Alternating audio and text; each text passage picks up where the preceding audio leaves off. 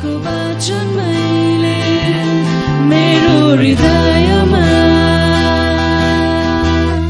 सुरक्षित राखेको छु।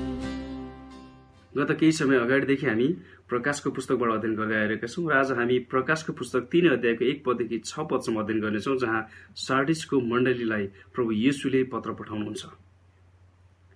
एसिया माइनरमा भएका 7 मण्डलीलाई येशू प्रभुले जति पनि पत्र पठाउनु भयो ती सबै त्यतिखेरका वास्तविक मण्डलीहरू थिए र ती वास्तविक मण्डलीका अवस्थासँग सम्बन्धित येशू प्रभुले त्यहाँ सन्देश पठाउनु हुँदछ।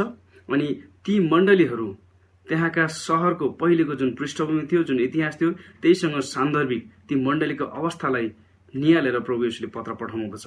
अनि यी 7 मण्डलीले मण्डली इतिहास अर्थात् पेन्तिकोसको दिनबाट जसरी मण्डली सुरु भयो र मण्डली उठाइ लगिने समयसम्मका सम्पूर्ण मण्डलीहरूलाई यिनीहरूले प्रतिनिधित्व गर्दछन् र यी सम्पूर्ण समयका सबै मण्डलीहरूलाई लागू हुने पत्रहरू हुन् र इतिहासको कुनै न कुनै पाटोमा पनि यी पत्रहरू मिल्न आउँदछन्। अनि सार्डिसको मण्डली विशेष गरी हामी इतिहासमा हेर्दछौँ भने इस्वीसम्म 1517 देखि लिएर 1730 सम्मको मण्डलीको समयलाई पनि यसले प्रतिनिधित्व गर्छ, जुन चाहिँ सुधार पछाडिको मण्डलीको जतिखेर चाहिँ मण्डलीको अवस्थालाई हामी हेर्छौँ भने एक प्रकारले मरेतुल्य अथवा मरेको अवस्थामा पुगेको छ।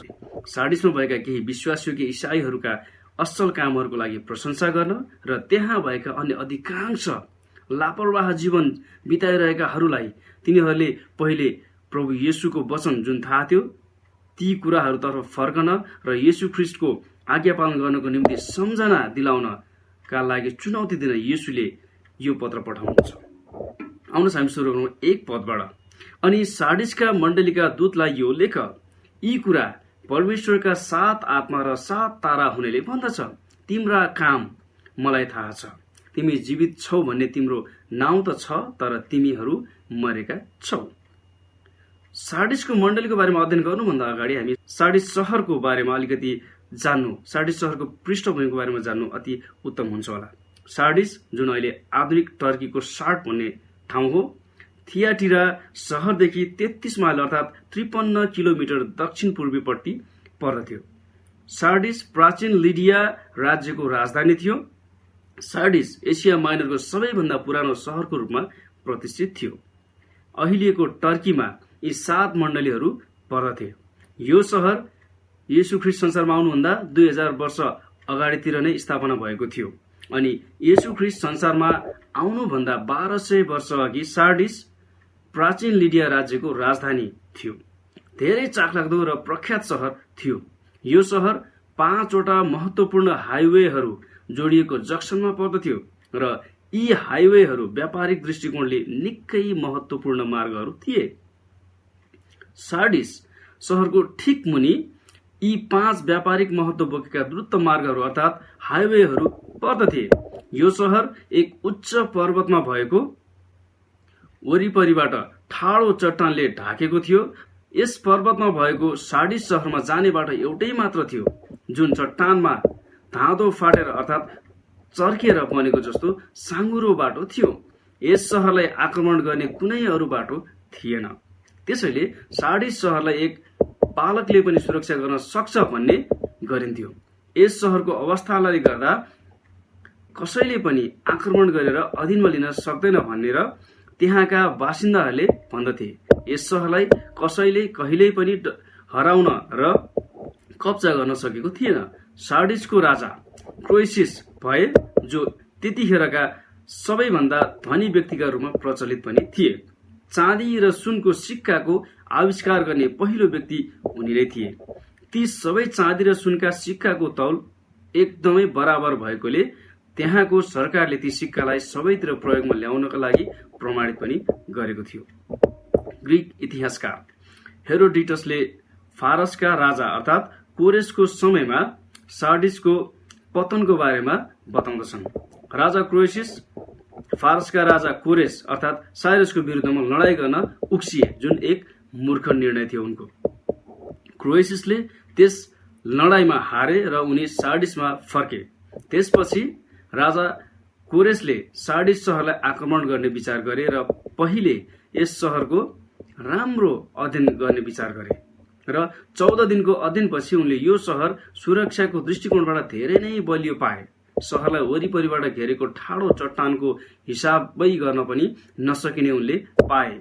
उनको सैनिकहरूमध्ये कसैले पनि त्यस शहरमा प्रवेश गर्ने बाटो पत्ता लगायो भने त्यस व्यक्तिलाई निकै ठूलो इनाम दिइनेछ भनेर उनले घोषणा पनि गरिदिए। उनका एकजना सिपाहीले यो समस्यालाई राम्रोसँग अध्ययन गरे र त्यस शहर भएको पर्वतको तल बाटोमा बसेर उनले हेरिरहे। सार्डिसको सुरक्षाकर्मी एकजना सिपाहीको हेलमेट माथि डाँडाको चट्टानको पर्खालबाट तल झरेको फारसको सिपाहीले देखे। त्यो सार्डिसको सिपाही हेलमेट लिन कहिले आउला भनेर हेरिरहेर उनी साँझपखसम्म त्यो सिपाही तल झर्यो कि झरेन भन्दा हेर्दै बसे र साँझपख जब त्यो सिपाही तल झरे र आफ्नो हेलमेट लिएर गए, उनले त्यो सिपाही तल झरेको गुप्त बाटो पत्ता लगाए।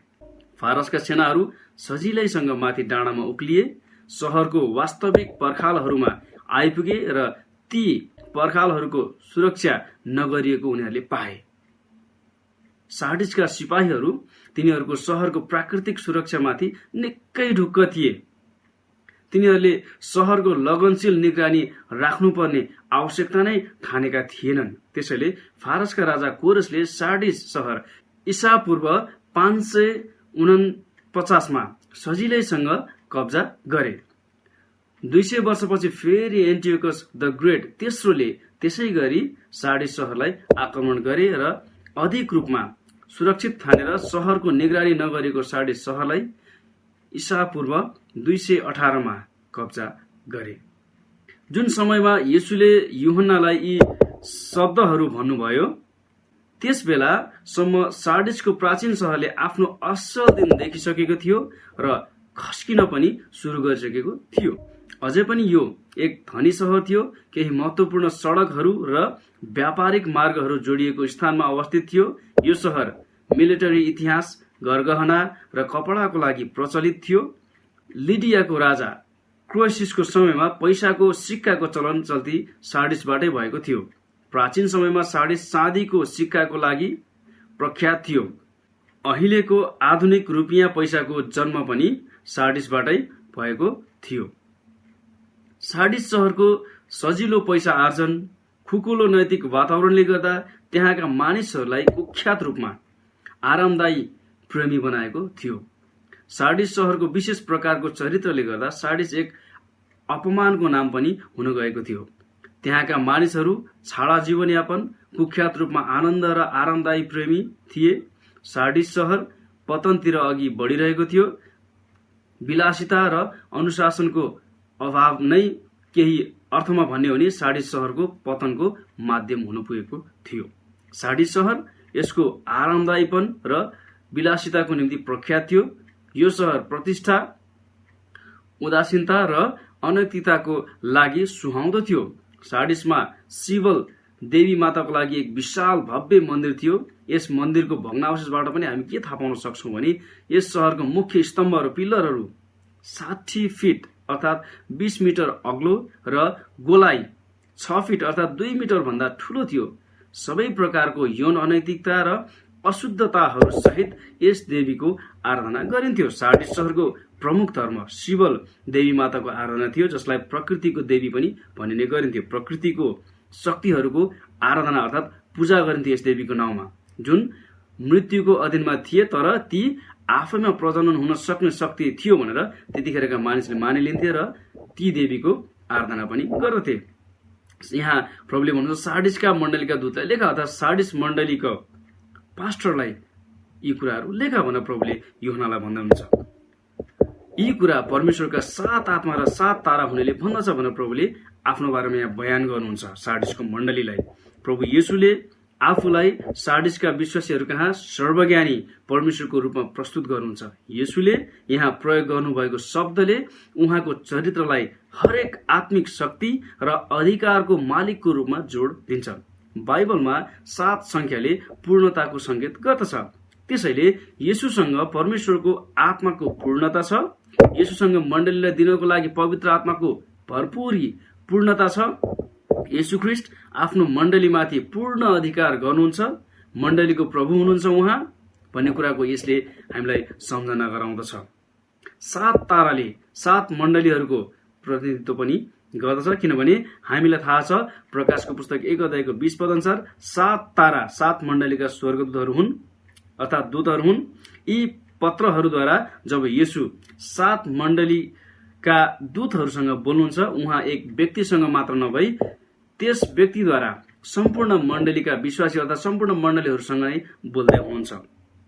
हामी यहाँ हेर्छौं, तिम्रा काम मलाई थाहा छ, तिमी जीवित छौ भन्ने नाउँ त छ, तर तिमीहरू मरेका छौ भनेर प्रभु येशूले सार्डिसमा भएका इसाईहरूका बारेमा येशू प्रभुलाई के थाहा छ भनेर उहाँले यहाँ व्यक्त गर्दै हुनुहुन्छ। येशू अन्य सबै मण्डलीहरूलाई चाहिँ सार्डिसको मण्डलीलाई पनि भन्नुहुन्छ, तिम्रा काम मलाई थाहा छ। मण्डली के हो र मण्डलीले के गरिरहेको छ भन्ने कुरा येशूको दृष्टिकोणबाट अलिकति पनि लुकेको छैन। लाउडिकिया बाहेक अन्य सबै मण्डलीको दाँजोमा यस मण्डलीको बारेमा प्रभु येशूले एकदमै थोरै प्रशंसा गर्नुहुन्छ। लाउडिकियाले प्रभुबाट कुनै पनि प्रशंसा पाएको थिएन, तर सार्डिसको मण्डलीले पनि एकदमै थोरै प्रशंसा पाउँदछ। प्रभुले यस मण्डलीको बारेमा भन्नुभएको एउटै मात्र राम्रो कुरा अन्य मण्डलीहरूको माझमा यस मण्डलीको प्रतिष्ठा, बाहिरी प्रतिष्ठा भने एकदमै देखिएको थियो।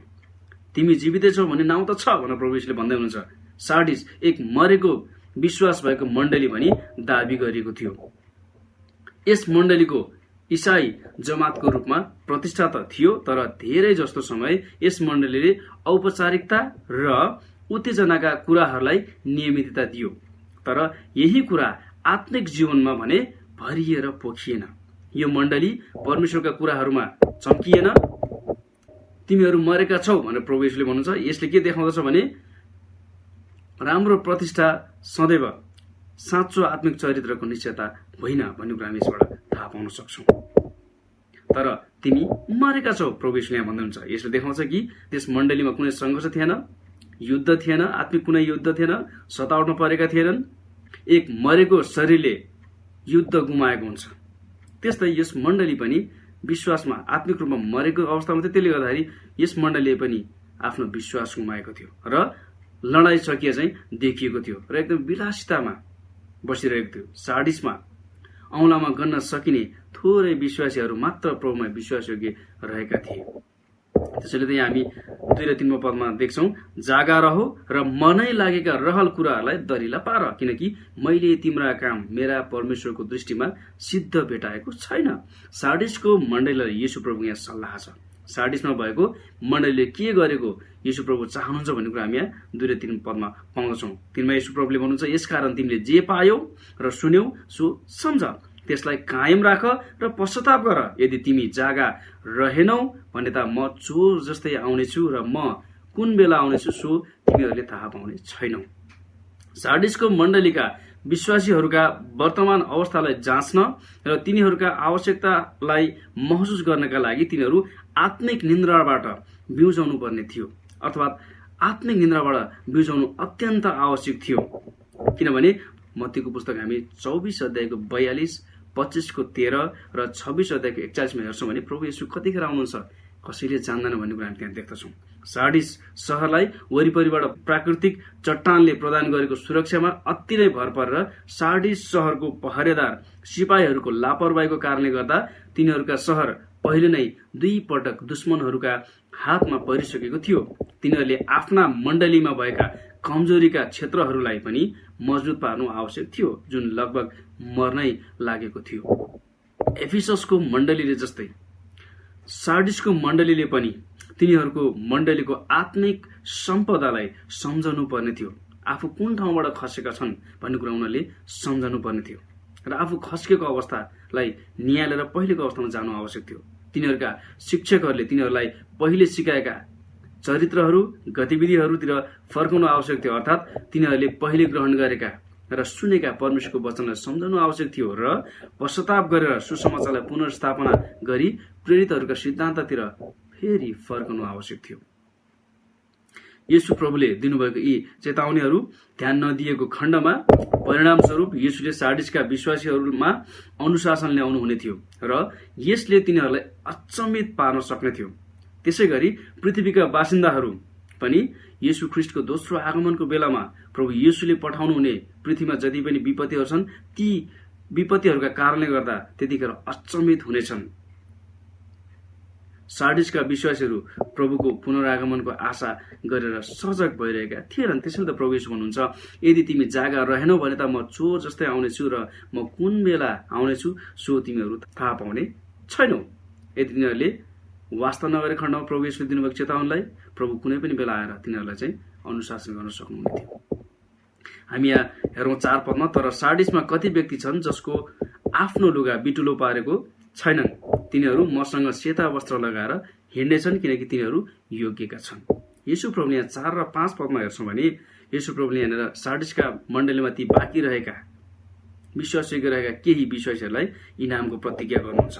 सार्डिसको मण्डलीमा भएका मरेका अर्थात् मर्नै लागेका ईसाईहरूका माझमा पनि त्यहाँ केही बाँकी रहेका विश्वासयोग्य व्यक्तिहरू थिए। केही व्यक्तिहरू मात्र बाँकी थिए।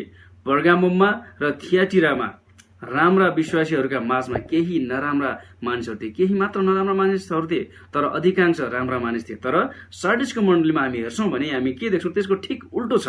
नराम्राहरूका माझमा चाहिँ केही राम्रा ईसाईहरू यहाँ पाइएका छन्। प्रभु यहाँ भन्नुहुन्छ, तर सार्डिसमा कति व्यक्ति छन्, केही व्यक्ति छन् भन्नाले यसले देखाउँछ कि सार्डिसमा कति व्यक्ति अझै पनि प्रभुमा विश्वासयोग्य रहिरहेका थिए। यो कुरा उल्लेखनीय भएको हुन सक्छ किनभने सार्डिस शहरले कुख्यात रूपमा अनैतिक प्रतिष्ठा बोकेको थियो। दुष्टताले भरिएको शहरको बीचमा पनि ईसाईहरूमध्ये केहीले पापमा सहभागी भएर आफैलाई बिटुलो पारेका थिएनन्। त्यस बेलाका अन्य जातिहरूको पूजा आजामा फोहोर लुगा लगाएर मूर्तिहरूका अघि जान पाइने थिएन भने यो उदाहरण येशूको आराधनाको लागि पनि प्रयोग गर्न सकिन्छ किनभने येशूले आफ्ना मानिसहरूलाई सेता वस्त्र दिनुहुन्छ। त्यसैले गर्दा येशू प्रभुले यहाँ भन्नुहुन्छ तिनीहरूलाई, तिनीहरू मसँग सेता वस्त्र लगाएर हिँड्नेछन्। आफ्ना चालचलन शुद्ध राखेका ती विश्वासीहरूलाई येशूले तिनीहरू मसँग सेता वस्त्र लगाएर हिँड्नेछन् भनेर प्रतिज्ञा गर्नुभएको हामी यहाँ देख्दछौँ। उत्पत्तिको पुस्तक हामी 5 अध्यायको 24मा हेर्छौँ भने त्यहाँनिर हामी हनोकको जीवनमा परमेश्वरसँग नजिकको संगति र मित्रताको चित्रण हामी देख्न सक्छौँ। हनोक परमेश्वरसँग साथसाथै हिँड्थे र तिनी अलग भए किनभने परमेश्वरले तिनलाई उठाइलानु भएको थियो भन्ने कुरा हामी पाउँछौँ। सार्डिसमा भएका पश्चाताप गर्न बाँकी रहेकाहरूलाई उत्तेजित पार्नको निम्ति पनि येशूले विश्वासयोग्य केही ईसाईहरूका लागि आशिषहरू थामिराख्नु भएको छ। एक विश्वासीको कामहरूका संकेत सेता वस्त्रहरू शुद्ध छन् र बिटुलिएका छैनन्। यहाँ येशू ख्रीष्टमा विश्वासयोग्य ईसाईहरूले मात्र उहाँसँगको घनिष्ठ संगतिको आनन्द प्राप्त गर्न सक्नेछन्। त्यसैले त येशू प्रभु यहाँ भन्नुहुन्छ तिनीहरू मसँग सेता वस्त्र लगाएर हिँड्नेछन्। सेता वस्त्र रोमीहरूको विजयको संकेत पनि थियो। त्यसैले सेतो वस्त्रले विश्वासीहरूको अन्तिम विजयको बारेमा बताउँदछ। प्रभु यहाँ भन्नुहुन्छ किनकि तिनीहरू योग्यका छन्। यसको मतलब तिनीहरूका आफ्नै असल कामहरूले गर्दा तिनीहरू योग्य भएका होइनन् किनभने येशूले तिनीहरूका कामलाई पहिले नै 2 पदमा मैले तिम्रा काम मेरा परमेश्वरको दृष्टिमा सिद्ध भएको भेटाएको छैन भनेर घोषणा गरिसक्नु भएको छ। तर तिनीहरूको योग्यता प्रभुमा थियो। शुद्ध मन भएकाहरूले परमेश्वरको ठूलो घनिष्ठता प्राप्त गर्न सक्छन्।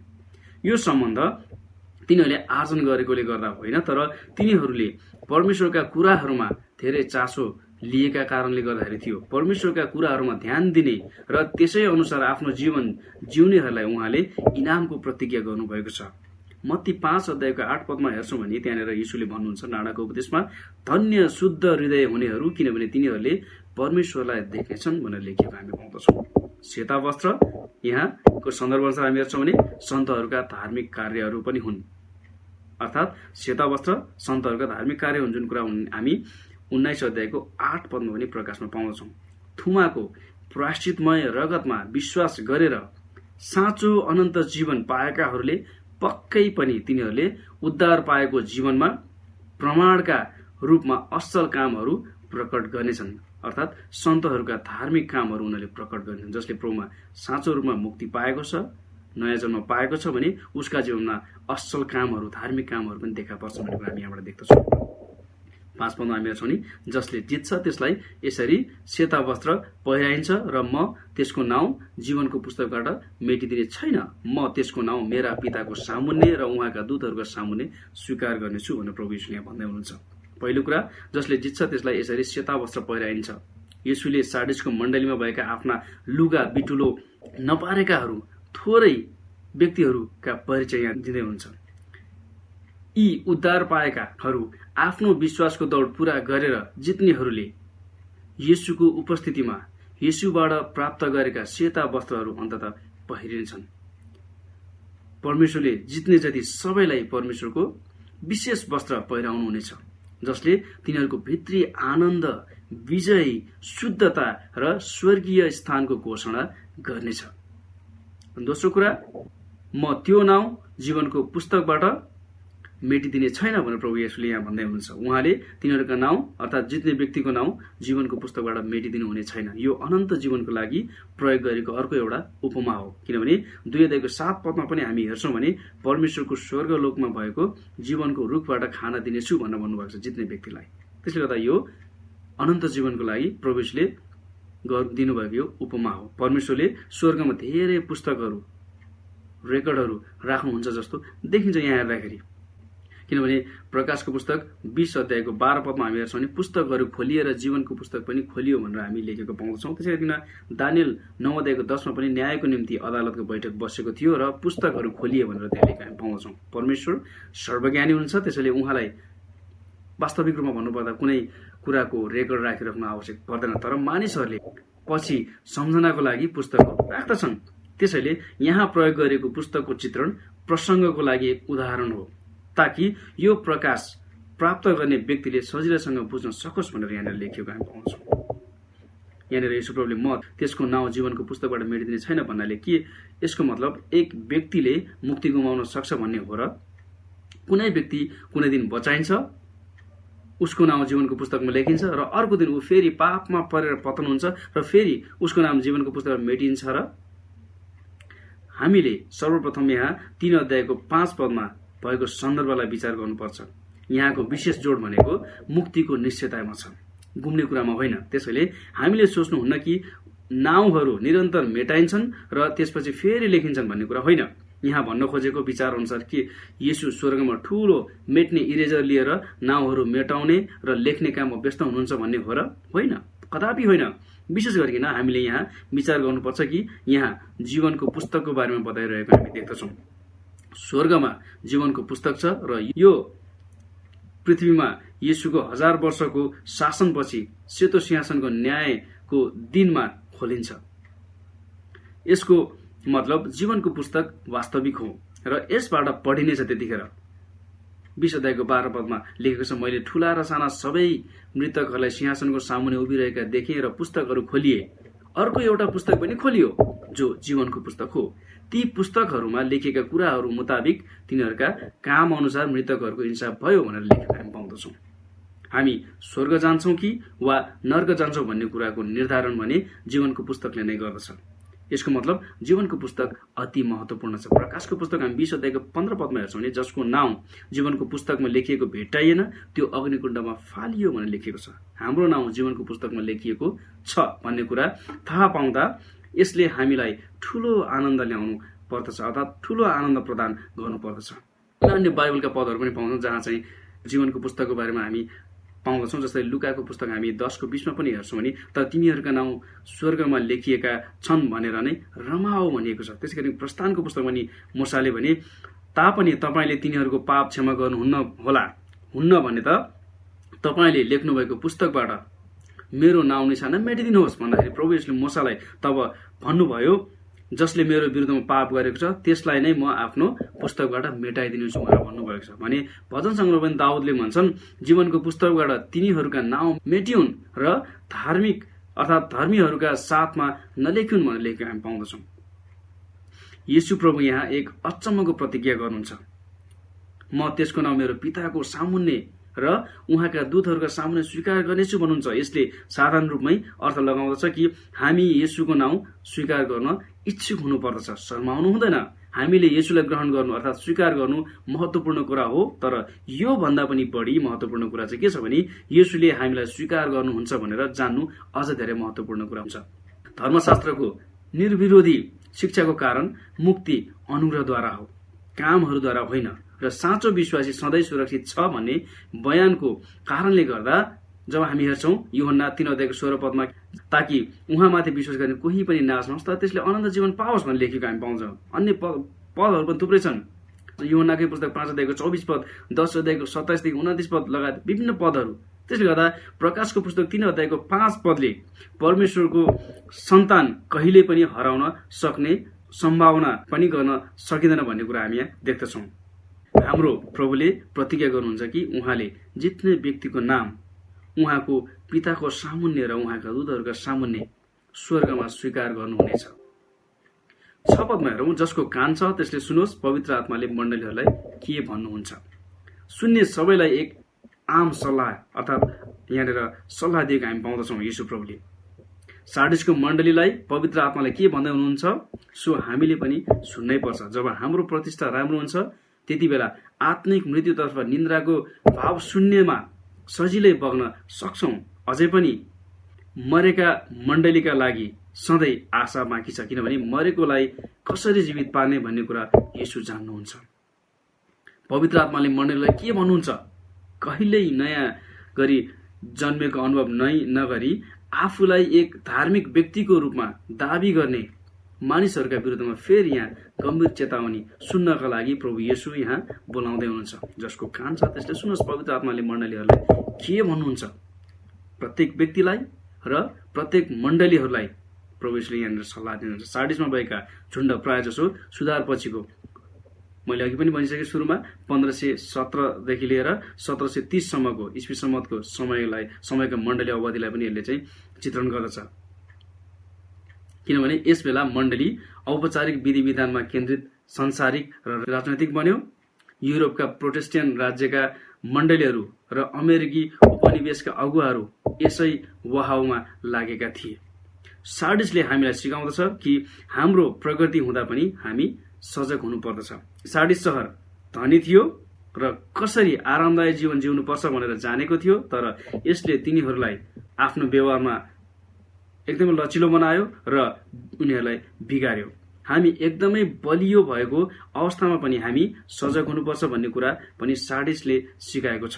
सार्डिसले सोच्यो कि यसलाई कसैले कब्जा गर्न सक्दैन, तर यो 2 पटक एकै तरिकाबाट कब्जा गरिसकेको थियो पहिले नै। हामी भनौला म त त्यस्तो गर्ने छैन, म जतिसुकै समृद्ध भए पनि म त त्यस्तो अवस्थामा खस्किने छैन। यस्तै विचार हाम्रो मनमा आउनुभन्दा अगाडि नै हामीले यस्ता विचारका विरुद्धमा होसियार हुनुपर्छ र परमेश्वरमा जहिले पनि आफ्नो विश्वासको हिँडाइमा हामी एकदमै सजग भएर अगाडि हिँड्नु पर्दछ भन्दै आजको यस वचन कार्यक्रममा यही अन्त गर्न चाहन्छु। प्रिय मित्र, यदि तपाईँले पनि प्रभु येशूलाई चिन्नु भएको छैन भने आफ्नो हृदयमा तपाईँले उहाँलाई यतिखेर म प्रभु पापी छु, मेरो हृदयमा आउनुहोस् भनेर उहाँलाई स्वीकार गर्न सक्नुहुन्छ र उहाँसँग तपाईँले अनन्तको जीवन जिउन सक्नुहुनेछ भन्ने उत्साह दिँदै म आजको यस वचन यही अन्त्य गर्न चाहन्छु र हामी अन्य आउने अध्ययनमा फेरि पनि हामी प्रकाशको पुस्तक 3:7 पदबाट हामी अगाडि बढ्नेछौँ। फिलाडेल्फियाको मण्डलीको बारेमा अध्ययन गर्नेछौँ। त्यतिन्जेलसम्मको लागि बिदा हुन चाहन्छु। धन्यवाद। जय मसीह। तपाईको वचन मैले मेरो हृदयमा